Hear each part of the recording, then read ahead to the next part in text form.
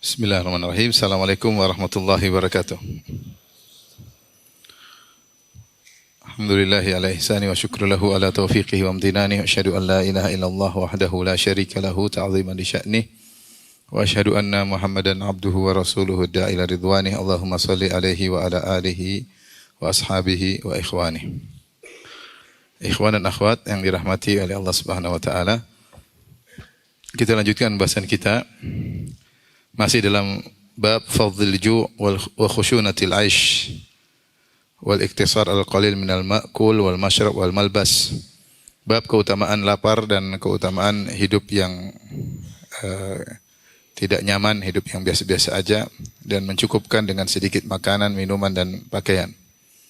Hadis berikutnya, wa an Abi Umamah Iyas bin Tha'labah al-Ansari al-Harithi radhiyallahu anhu qala dzakara ashabu Rasulillah sallallahu alaihi wasallam yauman indahu dunya. Suatu hari para sahabat Nabi sallallahu alaihi wasallam berbicara tentang dunia di sisi Nabi sallallahu alaihi wasallam. Ini pembicaraan tentang dunia di sisi Nabi sallallahu alaihi wasallam. Faqala Rasulullah sallallahu alaihi wasallam, maka Rasulullah sallallahu alaihi wasallam kemudian berkata, "Ala tasma'un?"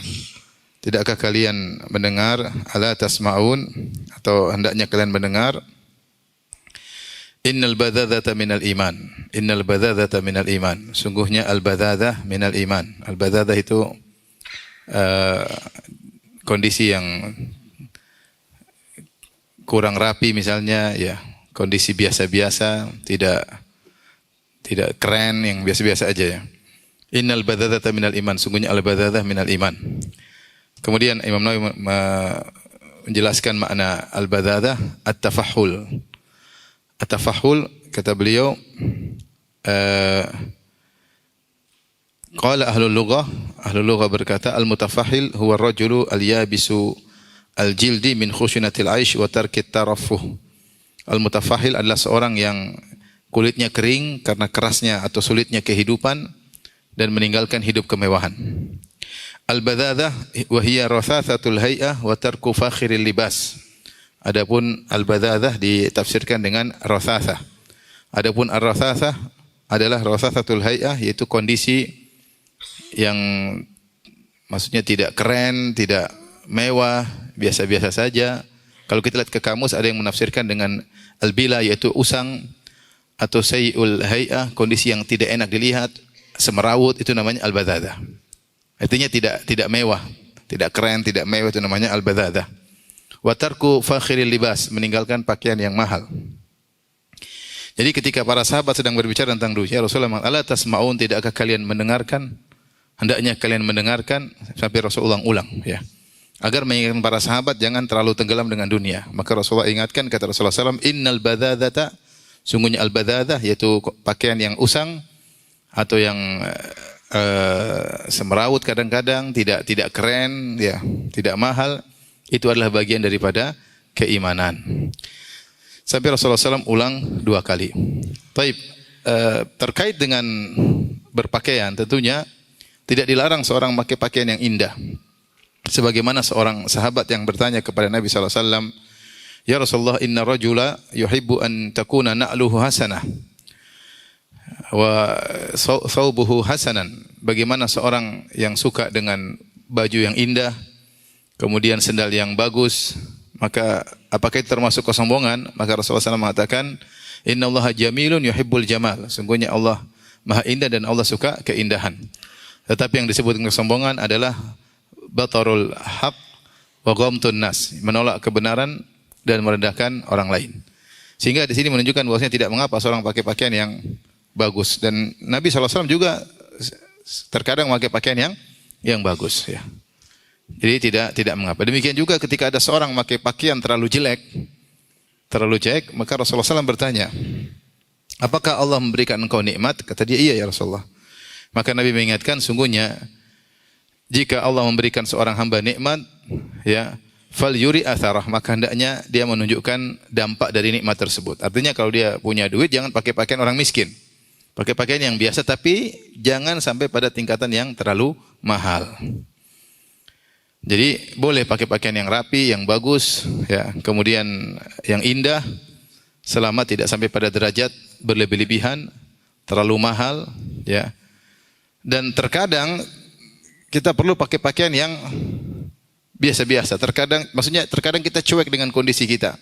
Jangan terlalu keren ya. Makanya Rasulullah SAW terkadang jalan tidak pakai sendal. Sekali-sekali pakai baju biasa-biasa saja ya. Mungkin kurang disetrika enggak ada masalah. Jangan harus keren terus, keren terus ya. Karena itu bagian dari keimanan. Kenapa bagian dari keimanan? Karena kita yakin bahwa dunia cuma sementara. Kalau kita harus selalu penampilan yang indah, yang mewah, seakan-akan kita ini hidup selamanya di dunia. Keyakinan kita terlalu tinggi terhadap dunia. Maka sesekali kita biasa-biasa. Makanya saya selalu anjurkan kawan-kawan yang diberi kelebihan harta, maksudnya jangan selalu naik bisnis kelas. Ya sekali-sekali naik super ekonomi kelas. Ya. Sekali-sekali. Jadi karena kalau selalu high class, selalu paling keren, selalu paling top, nanti menimbulkan kesombongan. Kita tidak bisa ngatur hati kita. Hati kita ini lemah. Kalau sering berpola hidup dengan high style, lama-lama kita nanti akhirnya terbiasa dan akhirnya kita merasa tinggi, merasa hebat. Dan sebagaimana sudah Rasulullah pernah jelaskan bahwasanya kesombongan ada pada pemilik kuda. Ya, zaman dahulu kalau orang punya kuda mewah, kuda hebat, terkadang dia tidak bisa mengontrol dirinya, maka dia bangga dengan kudanya, akhirnya timbullah keangkuhan dan kesombongan. Maka kalau pakaian saja bisa mempengaruhi, ya, apalagi yang lainnya ya, apalagi mobil, apalagi kemewahan yang lainnya. Makanya dalam satu hadis dari Mu'adz bin Anas, Rasulullah SAW bersabda, "Man tarakal libasa tawadhu'an lillah wa huwa yaqdiru alaihi." Siapa yang meninggalkan pakaian, itu pakaian yang mahal, tawadhu'an lillah, karena tawadhu' kepada Allah, wa huwa yaqdiru alaihi, padahal dia mampu untuk beli pakaian tersebut, duitnya banyak, dia bisa. Tapi dia tinggalkan karena takut dia sombong, takut dia angkuh, takut dia merasa tinggi. Tawadhu'an lillah, dia tawadhu' kepada Allah Subhanahu wa taala. Apa balasannya pada hari kiamat? Da'ahullahu yaumal qiyamah ala ru'usil khalaiq. Maka Allah akan panggil dia pada hari kiamat kelak di hadapan khalayak, hatta yukhayyirahu min ayyi hulalil imani syaa yalbasuha. Sampai Allah menyuruh dia pilih gaun keimanan mana yang mau dia pakai pada hari kiamat kelak. Jadi tidak mesti kalau kita punya uang kita harus beli yang mewah-mewah. Ya mungkin ada satu buat senang-senang, tapi kalau bisa sederhana, biasa-biasa itu lebih baik. Tapi bukan berarti beli yang murah-murah karena pelit ya. Karena Allah suka kalau seorang diberi nikmat, maka dia tunjukkan nikmat tersebut bukan untuk sombong tapi bentuk bersyukur kepada Allah Subhanahu wa taala ya. Jangan dia kaya dia pakai pakaian orang miskin, jangan ya. Sebaliknya, miskin pakai pakaian orang kaya. Lebih parah lagi. Oleh karenanya silakan pakai tapi tidak boleh berlebih-lebihan. Sering kita sampaikan makna berlebih-lebihan adalah mengeluarkan biaya yang banyak untuk manfaat yang kecil. Itu namanya saraf, berlebih-lebihan. Biaya yang banyak untuk manfaat yang kecil. Kalau manfaatnya besar, biayanya besar itu wajar, enggak ada masalah. Tapi kalau biayanya besar, manfaatnya kecil, maka itu namanya boros. Pakaian tujuannya apa? Manfaatnya apa? Buat menutup apa? Aurat. Supaya indah dilihat. Maka tidak perlu terlalu mewah, tidak perlu terlalu mewah. Sampai pakaian puluhan juta, sampai ini. Apalagi cuma tas, apalagi cuma jam tangan, apalagi cuma hal-hal yang tidak ada manfaatnya kecuali hanya sedikit. Maka seorang mukmin ingat bahwasanya di antara bentuk keimanan adalah kesederhanaan. Di antara bentuk keimanan adalah kesederhanaan, ya. Tidak memakai pakaian orang miskin tapi juga tidak bersombong-sombong dengan pakaian meskipun dia punya uang yang banyak ya. Makanya kalau kita lihat para ulama ya, terkadang mereka jalan, terkadang simaknya belum disetrika, mereka biasa aja, cuek aja. Kalau anak muda sekarang yang misalnya di Arab Saudi kan pakai simak, setrikanya, pakai keren, goyang sedikit setrika ulang. Kalau syekh-syekh kadang-kadang serem rawut pakai lipat masuk lagi gini, biasa-biasa aja. Ya. Pakaiannya biasa-biasa aja. Kita lihat guru-guru kita pakainya biasa-biasa aja. Tidak tampil beda, tidak mentereng, tidak ya. Biasa-biasa aja. Itu adalah bagian daripada keimanan bahwasanya kau beriman dunia ini cuma sementara. Kalau kau beriman dunia sementara tentu kau tidak berlebih-lebihan dengan dunia. Tapi kalau berlebihan dengan dunia berarti imanmu kurang. Maka kesederhanaan bagian daripada dunia. Kalau punya uang, gunakan yang lain yang bermanfaat untuk akhiratmu. Taib. Bahkan di sini dia tafsirkan al-mutafahil. Disebut dengan al-badhadah adalah tafahul. Tafahul maknanya kata An-Nawawi, al-mutafahil huwa ar-rajulul yabisul jildi min khushunatil aish. Seorang yang kulitnya kering. Tidak pakai hand body. Kulitnya apa? Kering karena kerasnya kehidupan ya. Artinya dia tidak terlalu perhatian sama penampilan. Maksud saya demikian. Ingat ya, maksud saya bukan berarti tidak rapi, rapi oke, tapi jangan terlalu berlebihan dalam apa? Penampilan, biasa aja. Sebagian orang laki-laki di depan cermin lama, nanti laki-laki bukan perempuan. Kalau perempuan oke lah, setengah jam untuk suaminya. Ini laki-laki depan cermin lama sekali. Terlalu lama ngapain? Maca laki-laki. Lama sekali ngapain nanti? Mau show apa mau apa nih? Konser? Ya, nanti mau dakwah, tidak perlu macam-macam begitu. Ya biasa-biasa aja lah. Rapi-rapi, tapi jangan terlalu perhatian terhadap apa? Penampilan. Tetap rapi, rapi itu bagus. Cuma jangan terlalu perhatian, karena itu hanya buang-buang energi dan buang-buang waktu. Taib. Hadis berikutnya, wa an Abi Abdullah Jabir bin Abdullah qala. Dari sahabat Jabir bin Abdullah Ibnu Haram radhiyallahu anhuma, beliau berkata, Ba'athana Rasulullah sallam wa ammar alaina Aba Ubaidah. Rasulullah sallam mengutus kami dan Rasulullah menjadikan pimpinan kami adalah Abu Ubaidah radhiyallahu anhu, Ibnu Jarrah. Natalaqqa airan li Quraisy. Dalam kondisi perang, kami disuruh menghadang kafilah dagang Quraisy untuk diambil tentunya karena mereka sedang berperang. Sebagaimana kaum muslimin diusir dari negerinya di Mekah, dirampas hartanya, termasuk rumah Nabi SAW dan rumah para sahabat. Maka dalam kondisi perang jangankan harta, darah pun apa? Halal. Ya, maka perang baik merampas darah maupun merampas harta. Maka ditugaskanlah sebagian sahabat untuk menghadang kafilah dagang Quraisy untuk diambil hartanya. Dan jadi pimpinan adalah Abu Ubaidah. Wa zawwadana jiraban min tamar lam yajid lana ghairahu. Maka Rasulullah SAW memberi bekal yang sedikit, cuma satu jirab itu wi'a, bejana yang terbuat dari kulit. Kulit besar, mungkin diisi air, mungkin diisi korma. Terbuat dari apa? Kulit. Maka satu kantong kulit isinya korma. Lam yajid lana ghairahu. Nabi tidak mendapati bekal yang lain selain itu. Fakana Abu Ubaidah yu'tina tamratan. Maka Abu Ubaidah memberikan kepada kami satu orang satu butir korma. Faqila kaifa kuntum tasna'una biha? Maka ditanyakan kepada Jabir bin Abdullah, apa yang kalian lakukan dengan butiran-butiran korma tersebut? Qala namussuha kama yamussus sabi, thumma nashrabu 'alaiha minal ma' fatakfina yaumana ila lail. Satu korma satu hari. Kami ambil, kami isap. Seperti anak bayi yang menyusui dari puting ibunya. Isap kemudian kami minum air. Kami cicil, lapar lagi, isap lagi. Satu hari satu butir apa? Korma. Ini mau jihad, butuh tenaga. Bekalnya cuma satu hari satu butir apa? Korma. Ini menunjukkan bagaimana susahnya hidup para sahabat. Kata mereka, lam yajid lana ghairahu. Nabi tidak mendapati bekal lain buat kami. Cuma itu, sekantong korma, bekal buat kami dalam perjalanan. Mungkin harapan Nabi di tengah jalan ada makanan. Tapi intinya bekal tidak ada. Sedikit. Maka cukuplah satu butir korma untuk sehari semalam. Wa kunna nadribu bi'asiyyina al-khabat. Karena kurang, maka kami pukulkan tongkat kami ke al-khabat, sejenis tanaman yang situ ada daun-daun dimakan oleh hewan-hewan. Dimakan oleh apa? Hewan. Maka kami terpaksa makan makanan hewan. Daun-daun yang merupakan makanan hewan kami pukulin supaya jatuh untuk kami makan. Tsumma nabulluhu bil ma' fa na'kuluhu. Kemudian kami campur dengan air lalu kami makan dedaunan tersebut. Qala wa antalaqna ala sahilil bahri. Kami pun berjalan, kami melewati pinggiran pantai. Farufi'a lana ala sahilil bahri ka hay'atil kathibid dhakhmi. Tiba-tiba dimunculkan kepada kami ya di sisi pantai, di pinggir pantai seperti ada kathib-kathib itu seperti tumpukan tanah besar, bukit kecil ya. Yang besar ya seperti tumpukan tanah dari kejauhan. Fa atainahu, kami datangi apa itu barang dari jauh dilihat.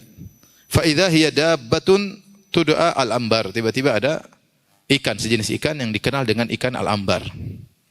Ya, sejenis ikan paus besar ikannya. Faqala Abu Ubaidah, maitatun, kata Abu Ubaidah, bangkai. Thumma qala la, maksudnya ini bangkai enggak bisa dimakan. La, kemudian kata Abu Ubaidah, enggak. Bal nahnu Rasulillah wa fi sabilillah qad turirtum fakulu. Kata Abu Ubaidah, tidak, kita ini utusan Rasulullah sallallahu alaihi wasallam dan kita sedang berjihad di jalan Allah Subhanahu wa taala dan kita dalam kondisi darurat, tidak ada makanan, maka makanlah bangkai tersebut. Di sini kata para ulama, Abu Ubaidah lupa atau mungkin belum dengar hadis tersebut atau Nabi belum menyampaikan hadis tentang bahwasanya bangkai ikan itu halal. Kata Rasulullah sallam, "Uhillat lana maitatani wa damani." Dihalalkan bagi kita dua bangkai dan dua darah. Ammal maitatani, adapun dua bangkai yang halal, al-hut wal jarat, yaitu ikan dan belalang. Wa ammad damani, adapun dua darah, maka adalah al-kabid wa tihal, yaitu hati dan limpa. Dan dalam satu hadis ketika Rasulullah SAW ditanya oleh seorang sahabat, kunna narkabul bahra wa nahmilu ma'ana al-qalila minal ma' fa in tawadda'na bihi atishna afa natawadda'u bima'il bahr. Sahabat bertanya, Rasulullah, kami berlabuh di lautan dan kami bawa air tawar cuma sedikit. Kalau kami gunakan wudu dengan air tawar, kami akan kehausan karena wudu butuh air. Bolehkah kami berwudu dengan air laut yang asin? Maka Rasulullah SAW berkata, huwa tahuru ma'uhu al-hillu maitatuhu. Air laut itu suci dan mensucikan. Boleh untuk wudu, boleh untuk mandi junub, boleh untuk bersih-bersih. Untuk cebok dan yang lain, boleh. Kemudian Nabi tambah jawabannya, al-hillu maitatuhu, dan bangkainya juga halal. Bangkainya juga halal.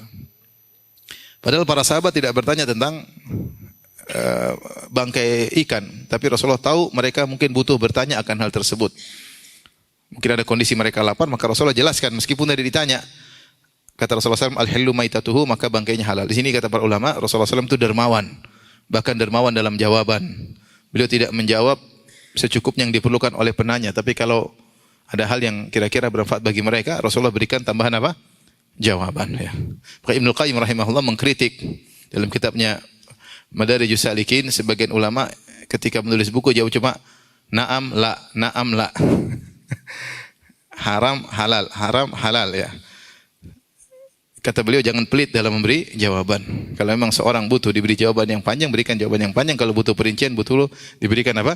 Perincian. Sebagaimana Nabi sallallahu alaihi wasallam, beliau dermawan dalam segala hal, termasuk dermawan dalam menjawab kalau memang perlu dijawab ya. Taib. Jadi Abu Ubaidah mungkin tidak tahu, ghaba anhu, mungkin dia tidak ingat atau lupa, atau dan para sahabat lain juga tidak ngerti. Sehingga dia mengatakan bangkai, gimana kita makan bangkai? Tapi kita kan darurat, kalau gitu makan aja. Jadi mereka makan bangkai ikan tersebut bukan karena halal, tapi karena dianggap apa? Darurat. Padahal halal, meskipun tidak darurat. Taib. Fa'aqamna alaihi syahran, maka kami tinggal di situ sebulan. Sebulan, nunggu kafilah dagang lewat. Kami nunggu di situ sebulan, ya. Karena mungkin ada jalur orang-orang Quraisy lewat situ, mereka nunggu sebulan. Wa nahnu thalathu mi'atin hatta saminna, dan kami jumlahnya 300 orang. Kami makan dari ikan tersebut sampai kami gemuk. Sampai kami gemuk. Walaqad ra'aituna naqtarifu min waqabi ainihi bil qilalid duhna. Kami melihat salah seorang dari kami, jadi kepala ikan matanya kan ada cairan. Ya, kami menggunakan semacam timba untuk mengambil, salah seorang dari kami mengambil minyak dari lubang mata ikan tersebut dengan timba ya. Jadi matanya besar sekali sampai yang cairan di mata itu bisa ditimba dengan apa? Dengan timbaan ya. Wa naqta' minhul fidar katsauri ya. Bahkan kami memotong satu potongan besar ya, seperti banteng, seperti sapi sebesar itu. Jadi sekali potong dagingnya gede ya. Artinya ikannya ikan raksasa, besar sekali. Au ka qadri thawr. Wa laqad akhadha minna Abu Ubaidah 13 rajulan faq'adahum fi waqbi ainihi. Abu Ubaidah suruh para sahabat duduk di lubang mata ikan tersebut. Cukup untuk diduduki 13 orang. Jadi matanya itu duduk 13 orang. Kira-kira 13 orang seberapa meter? Coba duduk berapa orang? 1, 2, 3, 4, 5, 6, 8, 9, 10. Berapa meter? Hah? Coba duduk 13, saya ingin tahu berapa meter. Coba duduk rapi. Coba dihitung berapa meter. Coba. 13. Jangan belok, lurus. Lurus. Coba. 1, 2, 3, 4, 5, 6, 7, 8, 9, 10, 11. Cukup panjang ya. Ya panjang. Kira-kira berapa meter dari sini sampai sini? 6 meter. 8 meter. 6 meter, 8 meter. Itu matanya. Matanya 8 meter. Gimana ikannya? Ya. 13 orang suruh duduk. Ikan ajaib. Wa akhadha dhil'an min adla'ihi fa aqamaha. Kemudian Abu Ubaidah mengambil salah satu tulang rusuknya. Tulang rusuk pasti bengkok kan? Dia berdirikan. Jadi tulang rusuk kan begini. Diberdirikan berarti bentuknya begini kan? Bentuknya seperti busur. Diberdirikan. Kemudian summa rahala a'dhama ba'irin ma'ana famarra min tahtiha. Kemudian diambillah onta yang kami miliki yang paling besar, dipasang rahalnya, dipasang pelanannya yang paling besar juga, kemudian suruh lewat di bawahnya. Dan bisa dilewati. Ya. Jadi tulang rusuknya apa? Gede, bisa dilewati oleh onta. Wa tazawwadna min lahmihi wa sya'iqa. Dan kami akhirnya, bahkan kami bukan cuma kenyang aja sampai gemuk, bahkan kami bawa pulang, itu daging kami keringkan. Potong kecil-kecil kami keringkan. Bawa pulang ke Madinah. Falamma qadimna al-Madinata ataina Rasulullah sallallahu alaihi wasallam fadzakarna dzalika lahu. Tatkala kami pulang ke Madinah, kami menemui Nabi sallallahu alaihi wasallam, kami ceritakan kejadian yang kami alami. Faqala huwa rizqun akhrajahu Allahu lakum. Itulah rizki Allah keluarkan untuk kalian. Kemudian kata Nabi, fahal ma'akum min lahmihi syai'un fatut'imuna? Masih ada enggak sisanya? Kasih makan kita. Fa arsalna ila Rasulullah sallallahu alaihi wasallam minhu, maka kami kirim kepada Nabi sisa atau daging yang kami bawa tersebut, fa akalahu, maka Rasulullah SAW makan dari daging ikan tersebut ya. Hadis riwayat Muslim ya. Hadis ini dibawakan oleh Al-Imam Nawawi rahimahullah untuk menjelaskan bahwasanya bagaimana para sahabat hidup dengan penuh kesusahan. Mereka sedang berjihad dan jihad membutuhkan energi. Tetapi mereka taat kepada Nabi SAW meskipun hanya dibekali dengan korma. Sehingga mereka berhari-hari hanya makan 1 butir korma sehari. Kalau mereka kurang maka mereka cari dedaunan untuk dimakan. Dan mereka tidak mengeluh dan mereka bersabar. Sampai akhirnya Allah berikan rezeki berupa ikan yang besar. Ini semua kenapa? Karena keyakinan mereka akan akhirat. Mereka tahu bahwasanya dunia hanyalah apa? Sementara. Sehingga mereka tidak mengeluh. Dan mereka bersabar dengan kehidupan yang sulit tersebut. Akhirnya Allah bukakan bagi mereka dunia. Allah akhirnya membuat kaum muslimin, daerah kaum muslimin semakin luas karena perjuangan para sahabat yang mereka sebagaimana kata Khalid bin Walid, kita bertemu dengan orang-orang Romawi. Kata Khalid bin Walid radhiyallahu anhu, aku mendatangi kalian dengan suatu kaum yang begitu cinta dengan kematian, mati syahid sebagaimana salah seorang dari kalian mencintai kehidupan. Sebagaimana salah seorang dari kalian mencintai kehidupan. Radhiyallahu anhum ajma'in ya. Makanya saya sering sampaikan, maka seorang harus mengerti tentang kadar para sahabat. Bagaimana mulianya mereka, bagaimana perjuangan mereka. Ketika ada seorang berkata, seandainya saya hidup di zaman Nabi, insya Allah saya berperang, insya Allah saya berjihad. Belum tentu ya. Kalau kau hidup di zaman Nabi mungkin jadi pengikut Abu Jahal atau pengikut Abu Lahab atau jadi orang-orang munafik. Ujian yang didapat mereka sangat berat, tidak semudah yang kita bayangkan.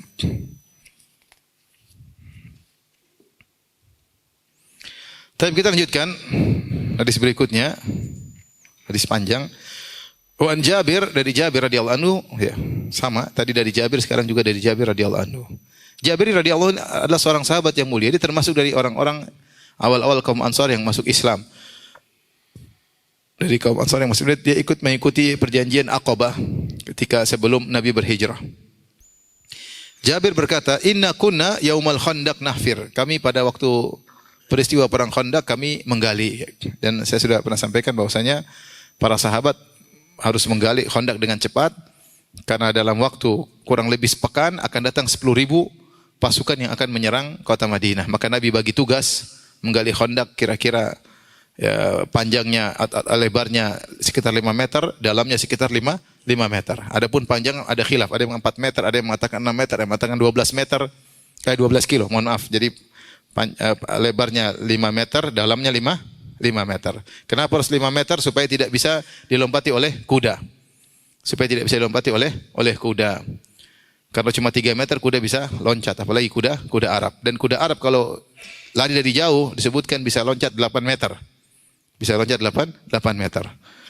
Karena Rasulullah SAW adalah orang yang realistis. Ketika dia mendengar 10.000 pasukan akan datang, maka Rasulullah SAW tidak berpikir untuk melakukan peperangan. Bagaimana cara untuk bertahan. Maka Salman Al-Farisi berikan ide, kata Salman Al-Farisi radhiyallahu anhu, kunna bi Faris idza husirna khandaqna. Kami di Persia, karena Salman dari Persia, kalau kami dikepung, kami bikin apa? Khandaq, supaya musuh tidak bisa melewati Khandaq tersebut. Maka Nabi tahu pasukan cuma sekitar 2.000, 1.500 kira-kira. Gimana lawan 10.000? Ya, maka selama masih bisa menghindar cara bertempur langsung, maka Rasulullah SAW menghindar. Maka ide Salman pun diambil, maka dibuatlah Khandaq, dan itu pekerjaan sangat berat. Kalau 1.500 atau 1.000 dibagi tugas dalam waktu sepekan harus selesai Khandaq tersebut, dan itu pekerjaan berat. Kemudian kata Jabir, fa'aradat kutbatun syadidatun. Tiba-tiba ketika kami sedang gali Khandaq, tiba-tiba ada kutbah semacam batu yang keras, tidak bisa pecah. Kami faja'u ila Nabi, mereka berusaha untuk pakai kapak tidak bisa hancur. Maka kami pun lapor kepada Nabi sallallahu alaihi wasallam. Faqalu, para sahabat berkata, hadhihi kutbatun aradat fil Khandaq. Ya Rasulullah, ini kami lagi gali, ada batu besar tidak bisa digali, enggak bisa dihancurin. Maka Nabi SAW berkata, ana nazil, saya ke situ. Summa qama, Rasulullah berdiri, wa batnuhu ma'subun bihajar. Tiba-tiba sahabat melihat Rasulullah ikat perutnya dengan apa? Batu. Rasulullah kelaparan. Wa labithna thalathata ayyamin la nadhuqu dhawaqan. Kami 3 hari 3 malam kami tidak makan apa-apa. Ya. Kami tidak merasakan apa-apa. Fa akhadha Nabi sallallahu alaihi wasallam mi'wal. Mungkin para sahabat enggak kuat, sudah lemas, suruh hantam batu enggak kuat, 3 hari enggak makan. Ya. Fa akhadha Nabi sallallahu alaihi wasallam mi'wal, maka Rasulullah SAW mengambil kapak, fa daraba fa'ada kathiban ahyal au ahyam. Maka Rasulullah SAW pukulkan kapaknya ke batu tersebut, tiba-tiba tersebut hancur. Bukan hancur patah, hancur seperti pasir. Seperti apa? Pasir. Kathib seperti pasir. Yaitu mukjizat. Jadi dipahat atau dikapak bukan pecah, tapi apa? Hancur.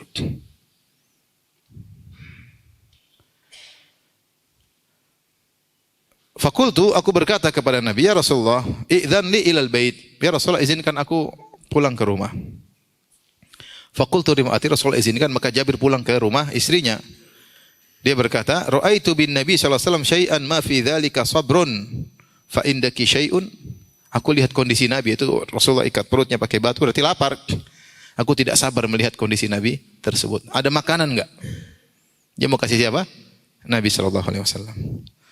Faqalat, istrinya berkata, indi syairun wa anaqun. Saya punya gandum dan kambing kecil betina. Saya punya gandum dan kambing kecil betina. Fadzabahtul anaqa wa tahantu syaira hatta ja'alna al-lahma fil burmah. Maka aku pun menyembelih kambing tersebut dan kemudian aku tumbuk gandum tersebut, biji gandum, lalu kami jadikan daging kambing tersebut di dalam burma, dalam kidar, itu dalam panci untuk siap dimasak. Suma jitu Nabi sallallahu alaihi wasallam, kemudian aku datang kepada Nabi sallallahu alaihi wasallam, wal ajin qad inkasar, sementara siap untuk adonan roti sudah siap untuk dibakar. Wal burma bainal athafi qad kada tandij, sementara burma yaitu panci sudah diletakkan di atas batu, sudah mau masak. Jadi langsung datang makan. Karena disebutkan rumah Jabir bin Abdullah, ada yang mengatakan Allah alam bisawab, di Madinah, di daerah C. Daerah C itu dekat dengan lokasi Khandaq, Masjid Khandaq sekarang. Artinya jarak rumah dia dengan lokasi perang dekat. Jadi sudah dimasak, tinggal sedikit lagi masak, Rasulullah Maksudnya datang, panggil, tinggal makan. Tinggal makan. Karena kata beliau, wal burmah bainal athafi qad kadat tandij. Dan panci diletakkan di atas batu sudah hampir matang. Fakultu, aku berkata kepada Nabi, tu'aimun li, ya Rasulullah, sedikit makanan saya punya. Fakum anta ya Rasulullah wa rajulun aw rajulani. Ya Rasulullah, mari ke rumah, engkau sama satu orang atau dua orang. Maksudnya kamu berdua atau bertiga. Karena makanan cuma apa? Sedikit. Qala kam huwa?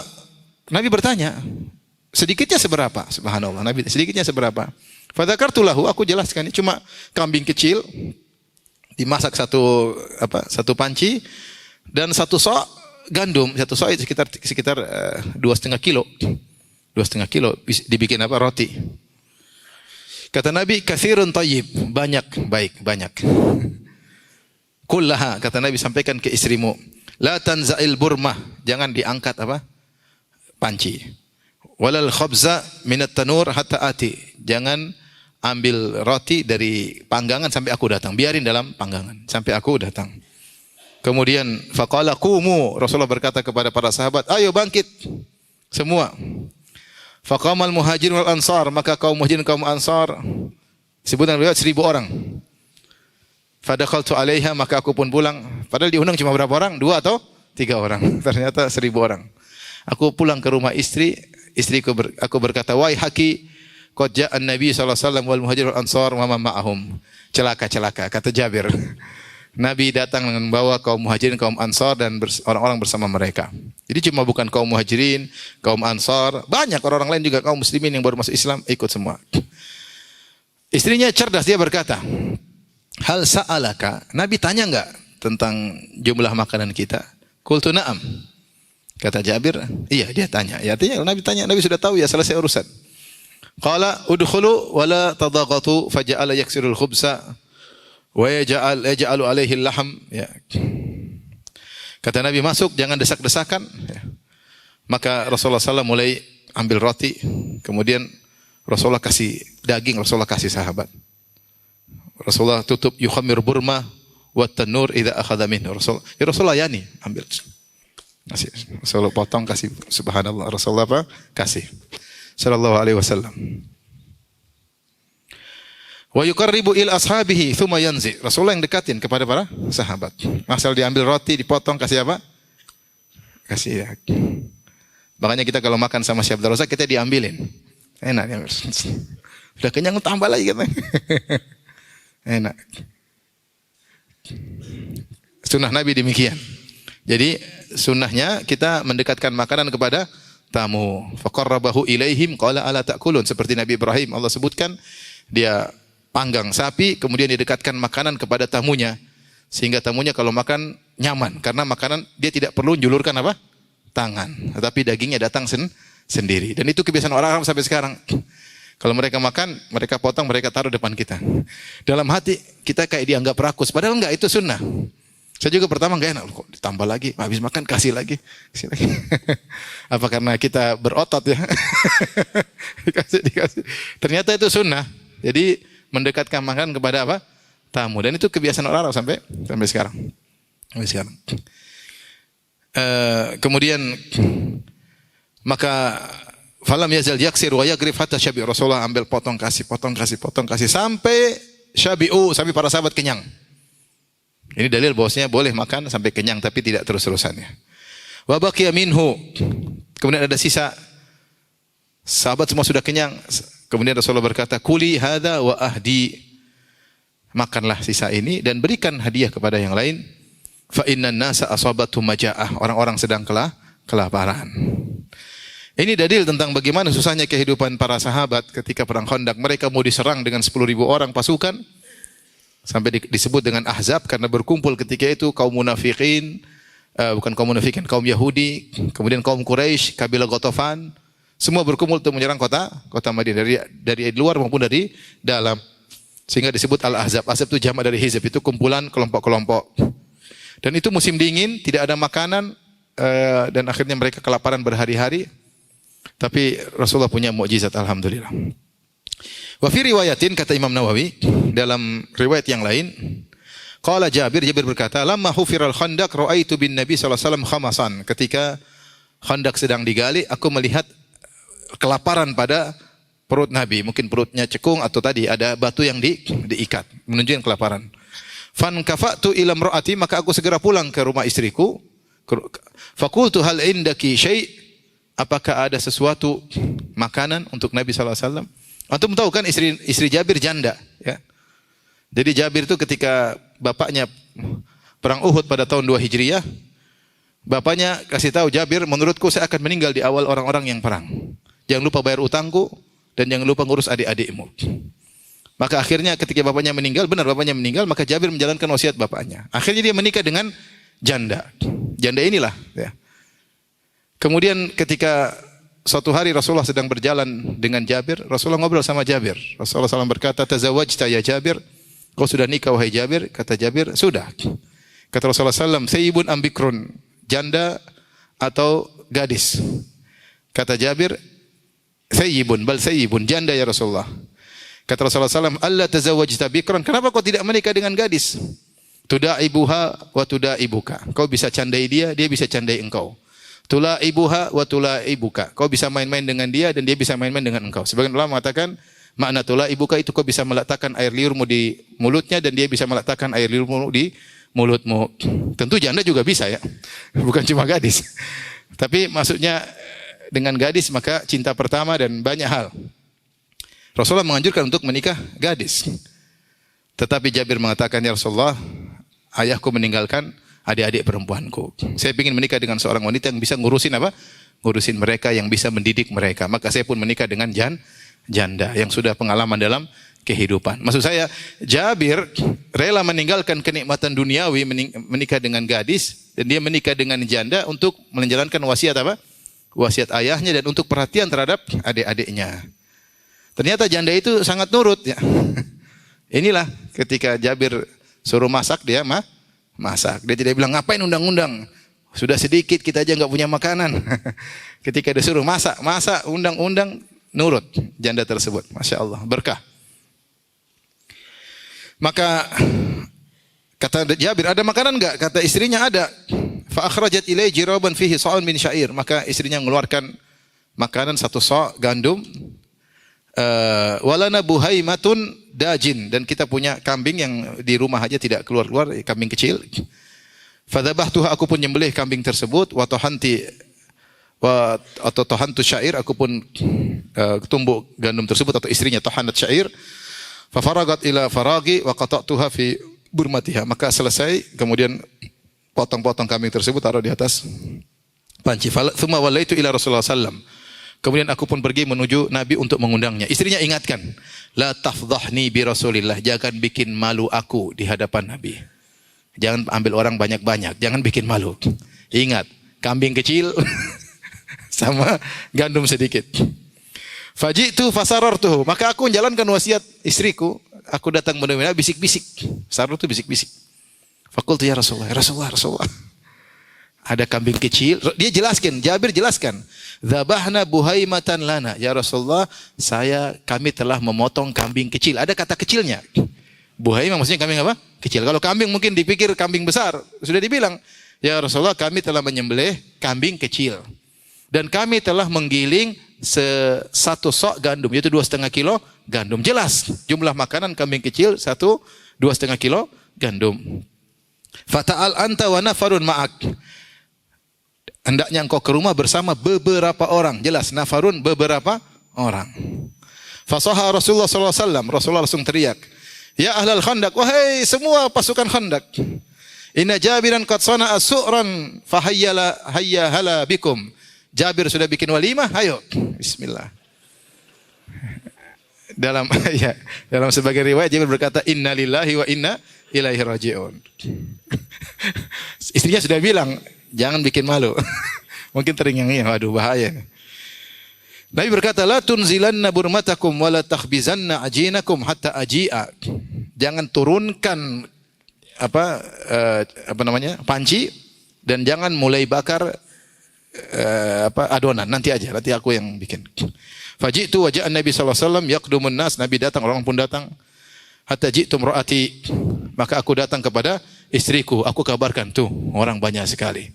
Istrinya bilang, bika ente bikin masalah. Fakultu qad fa'altu alladhi qulti, saya sudah jalankan wasiat, sudah ngomong kambing kecil, sudah jelas. Saya sudah jalan ke wasiat. Mau apa lagi?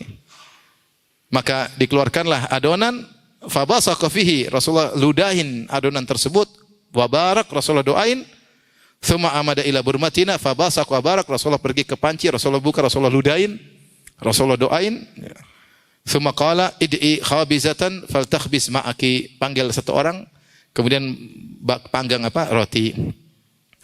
Waqdahi min burmatikum wala tanziluha, kemudian ambillah, tapi jangan turunin, ambil aja. Ambil, jangan diturunin. Wahum alfun, dan jumlah mereka ada 1000. Fa aqsimu billah, kata Jabir, aku bersumpah dengan nama Allah. La akalu hatta tarakuhu, mereka makan sampai mereka enggak kuat makan lagi. Tadinya kelaparan 3 hari enggak makan, bayangkan, sampai ikat perut dengan apa? Dengan batu. Berarti mereka makan, ini buka puasa sudah 3 hari.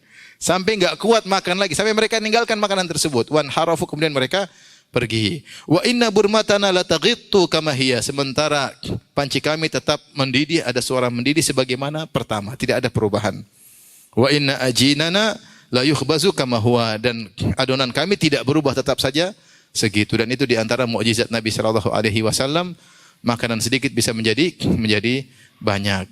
Menjadi perhatian kita di sini, ikhwan dan akhwat yang rahmatillah subhanahu wa ta'ala, bagaimana kehidupan para sahabat yang hidup dengan kesulitan, dengan kesusahan, dan mereka tidak mengeluh, ya, mereka bersabar, semuanya karena keimanan mereka terhadap akhirat. Mereka sadar bahwasanya dunia hanyalah sementara. Maka dibawakan oleh Imam Nawawi hadis-hadis seperti ini mengingatkan kita agar jangan terbiasa hidup bermewah-mewah. Silakan menikmati dunia, tapi yang sewajarnya, jangan sampai berlebihan. Kata Rasulullah SAW, kul washrab wa tasaddaq min ghairi sarafin wala makhyalah. Makan dan minumlah dan konsumsilah, tetapi jangan berlebih-lebihan dan jangan karena sombong, ya. Karena hati ini susah untuk kita kontrol. Kalau seorang terbiasa dengan kehidupan mewah, lama-lama hatinya bisa berubah. Paling tidak hatinya cenderung kepada dunia dan orientasinya berubah, ya. Oleh karenanya, saya kemarin bahas di Masjid Al-Ikhlas Duku Bima tentang salah satu dosa, yaitu bangga dengan kenikmatan dunia. Allah mensifati orang-orang kafir dengan wafarihu bil hayatid dunya, yaitu terlalu senang dengan kehidupan dunia. Maka diyakini oleh para ulama, senang dengan kehidupan dunia bagaimana yang dilarang, yaitu yang berlebih-lebihan sehingga menjadikan malas untuk beribadah, ya. Senang dengan dunia wajar, kita senang punya barang baru, punya rumah baru, tapi kalau berlebih-lebihan senangnya, membuat lupa dengan apa? Akhirat. Membuat lupa dengan akhirat sehingga malas untuk berpacu untuk akhirat, tetapi cenderung berpacu untuk dunia dan bangga-banggaan. Wallahu ta'ala alam bisawab. Sudah masuk isya belum? Demikian saja mungkin yang bisa saya sampaikan. Kalau ada yang bertanya, saya persilahkan. Wallahu ta'ala alam bisawab. Berarti sampai sini saja kajian kita. InsyaAllah kita lanjutkan lagi pekan depan. Subhanakallah bihamdik, asyhadu an la ilaha illa anta, astaghfiruka wa atubu ilaik. Assalamualaikum warahmatullahi wabarakatuh.